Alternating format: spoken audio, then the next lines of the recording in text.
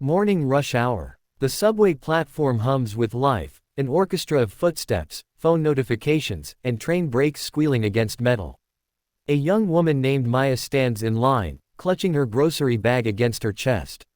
She's had a long morning already, missed her alarm, spilled coffee on her shirt, and barely managed to grab some essentials from the store before heading to work. When the train screeches into the station, people surge forward in waves, everyone chasing a few extra seconds of their day. As Maya tries to step on, her bag slips. Apples roll across the grimy floor, a carton of eggs breaks open, and a can spins away into the crowd. She crouches, flustered, trying to scoop up what she can, but commuters keep brushing past, muttering under their breath about her being in the way. Then, she hears a calm voice beside her. "Let me help you with that."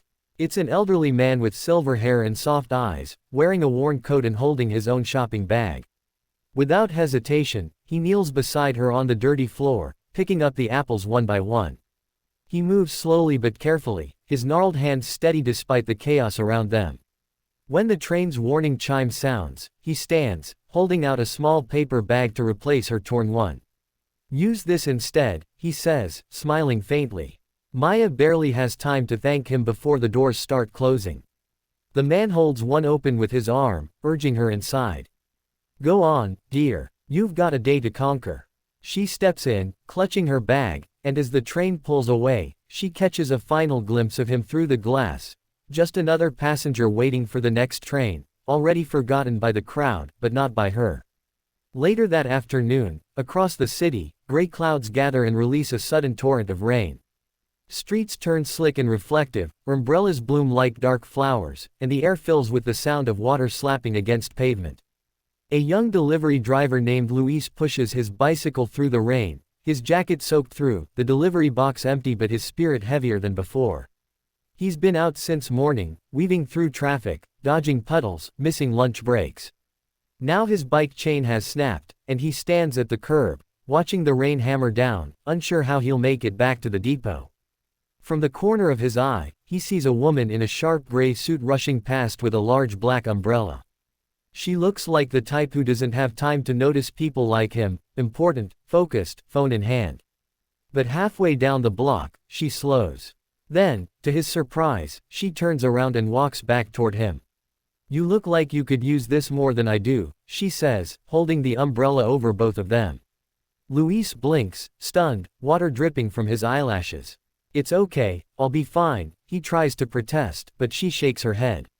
"You're not fine, you're soaked." She pulls out her phone, calls a local tow service, and explains his situation before handing him a tissue to wipe his face. When the truck finally arrives, Luis tries to offer her a wet, awkward handshake of gratitude. "Why'd you come back?" he asks. She shrugs, her smile small but sincere. "We all need a little help sometimes," she says, and then she's gone, just another stranger disappearing into the rain.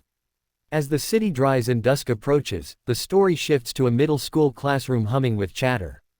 Posters of planets and math formulas line the walls, and the smell of whiteboard markers lingers in the air. The teacher, Ms. Grant, is setting up an assignment while students whisper and laugh among themselves. At the front of the room stands Jonah, a quiet boy with round glasses and a stutter that has made him a target for teasing since the beginning of the year. Today, he's been asked to present his project to the class, a short report about marine life. His hands tremble as he grips his cue cards, eyes darting around the room. He starts to read, but the words catch on his tongue. The blue whale is the largest, laughter bubbles up from the back row. A few kids snicker, one mimicking his stutter under his breath. Jonah freezes. His face turns crimson. The teacher opens her mouth to intervene, but before she can, another voice cuts through the laughter. "Hey, shut up." He's trying his best. The voice belongs to Layla, a tall girl who usually keeps to herself, known more for her sharp wit than her temper. The room falls quiet. Layla glares around, daring anyone to say another word. "At least he's up there doing something," she adds. "What are you doing besides being mean?" No one answers. Jonah blinks at her, then looks down at his notes. Something inside him steadies. He takes a breath and starts again. This time, his voice doesn't shake as much. When he finishes, the class claps, some out of guilt, others because Layla starts it first and they follow. Ms. Grant gives him a proud nod. Later, when the bell rings, Jonah walks past Layla and mumbles, "Thanks."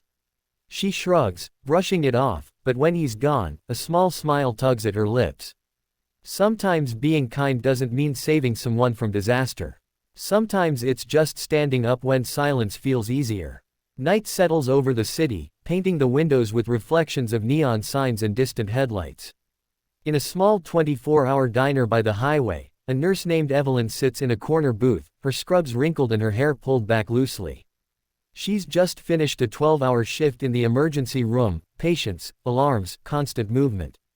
All she wanted was a quiet meal before going home. She orders pancakes and coffee, savoring the stillness of the nearly empty diner. The waitress, an older woman with a raspy voice, chats kindly as she refills her cup. When the bill arrives, Evelyn reaches into her bag and freezes. Her wallet isn't there. Panic rises in her chest as she rummages through her things, realizing she must have left it in her locker at the hospital. Embarrassed, she explains the situation to the waitress, who waves her hands gently.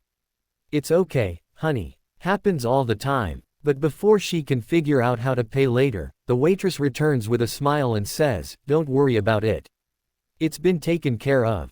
Evelyn frowns. "What do you mean?" The waitress nods toward the other end of the diner, where a truck driver had been sitting moments earlier. "His booth is empty now, his check already paid. He said you looked like someone who's been helping people all day. Said it was his turn." Evelyn stares at the empty booth for a long moment. There's a plate with crumbs and a half-empty coffee mug, but no note, no name. She feels a lump rise in her throat, not from sadness, but from the unexpected tenderness of it all. When she finally steps outside, the air is cool, the hum of the highway steady in the distance. She stands beneath the flickering neon sign, watching a line of trucks roll past, wondering if one of them carries the stranger who decided that kindness could be as simple as paying for a meal. Across the city, across the day, these moments weave together quietly: an old man's helping hands, a businesswoman's shared umbrella, a brave girl's defense of a classmate, and a truck driver's anonymous generosity. None of them will ever know one another, and yet, together, they form an invisible thread that binds people in ways grand gestures never could. Everyday heroes don't save the world with fame or force. They do it with small acts that ripple outward, soft, unnoticed, and yet powerful enough to change someone's day, or maybe even their life.